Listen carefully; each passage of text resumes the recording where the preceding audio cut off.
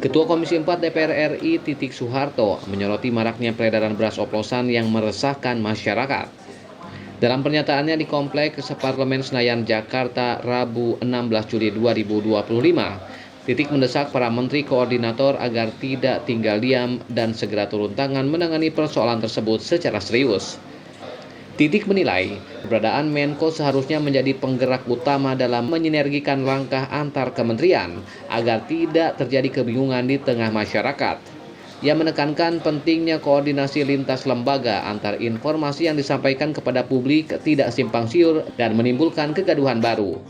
Menurutnya, kegaduhan yang muncul akibat polemik beras oplosan bisa dicegah jika kementerian terkait bergerak cepat dan terkoordinasi.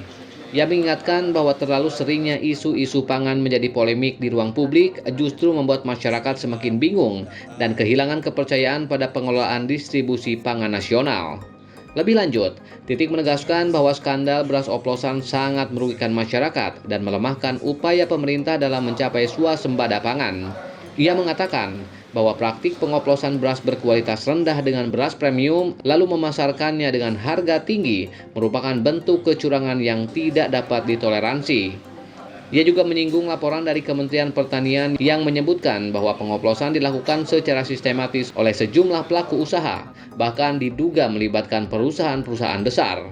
Praktik ini tidak hanya menipu konsumen, tetapi juga menciptakan ketidakadilan bagi petani dan produsen beras yang menjalankan usaha dengan jujur. Titik menilai bahwa sanksi tegas harus diberikan kepada para pelaku pengoplos, terutama perusahaan besar yang terbukti melakukan kecurangan. Baginya, langkah hukum yang tegas akan menciptakan efek jera dan menjadi peringatan keras agar kejadian serupa tidak terulang kembali.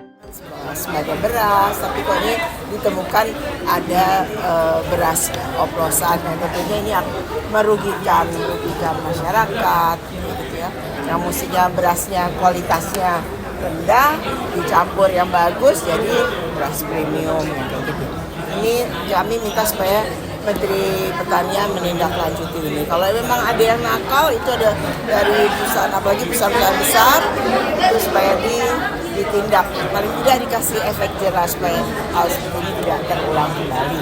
Ini kan merek-merek beras yang disebutkan oplosan ini masih ada di pasaran. Apakah nanti DPR akan mendorong melakukan penarikan di seluruh pasar terkait dengan merek-merek yang di oplosan?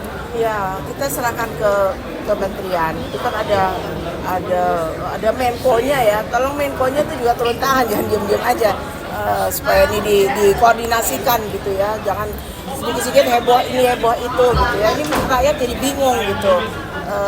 Ini kalau itu perusahaan-perusahaan besar ya harus kita nggak boleh lihat pilih-pilih itu perusahaan besar atau kecil, harus ditindak ya kalau memang itu betul salah, terbukti dia ngoplos gitu.